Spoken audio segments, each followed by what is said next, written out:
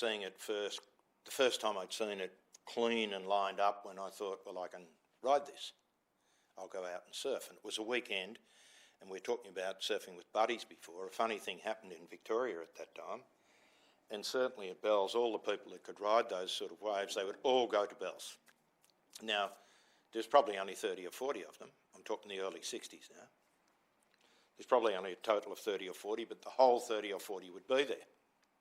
And most of them would go out together, because once you bashed your way in there and then lit the fire for warmth, I mean, nobody's going to wait their turn, so they'd all go out. So it was already moderately crowded, but everyone would be having great fun. In those days, no one would be out wide. Well, you could be. You could have people like myself sitting out wide to have a look or trying to poach one or two, but you couldn't do that much, because they'd, you know, the people would paddle past and, you know, make remarks that, you know, that only the riffraff would even consider being. So you'd finish up paddling deep, you know, deep, and you'd only take off deep of centre Bells. So, and I recall being out there this day, and these sets had come. One of these guys, like Brian Trist, would call them out, and the sets had come, and heaps of them had paddled for them, mainly on their knees. Lots of them had paddled, and each wave that went past, 3 or 4 guys would ride it, and you'd go, gee, that looks like it. You know, it's a little sort of congested there, you know, when you're wondering if you can take off on this big steep thing and if you can make it. So eventually it looked a little less congested at the moment. There's a beautiful wave there, and I took off on the wave. I paddled onto it and successfully made the takeoff, and I was very, what should I say? Well, just sort of keenly aware, or very, very aware of how long the wall is at Bells.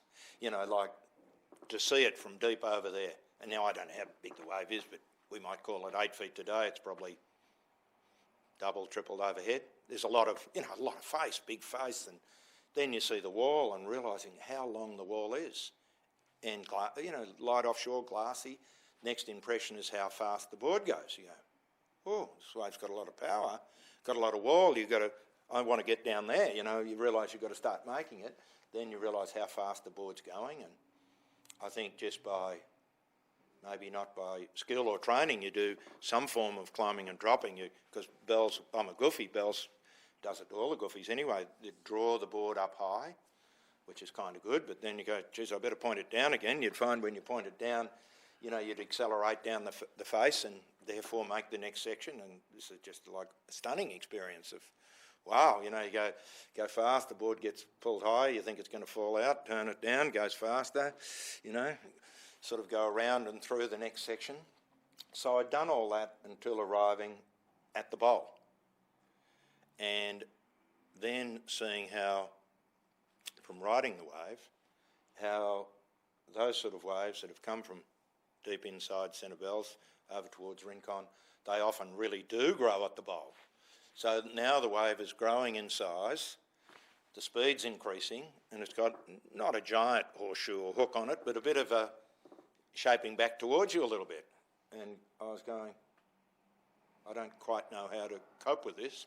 I think I'm going quite fast enough, and you know, I don't know at what point or how to actually turn the board down to achieve the speed and acceleration again, and sort of the safety, because it seems to be getting pulled up faster than, you know, I can jiggle it or turn it down.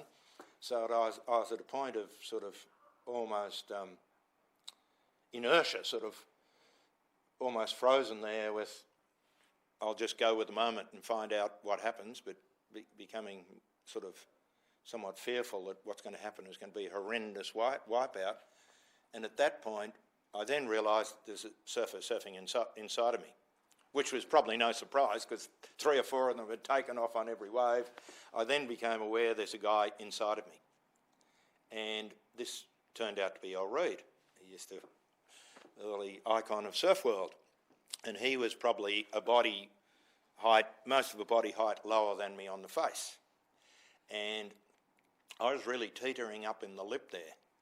and entering the bowl. So he was quite concerned that now he's only half a board length behind me, 2/3 of a body height lower, going into the bowl and seeing that myself and my board are going to come over in the lip. And you know, he's a big, strong former ice hockey player and so on. So I'm goofy foot back to the wave, he's regular foot facing the wave. So big old Reid just reached up and with both hands grabbed me around the lower leg. So he grabbed the lower leg in each hand and he said, "You'll be right, you'll make it, Claw."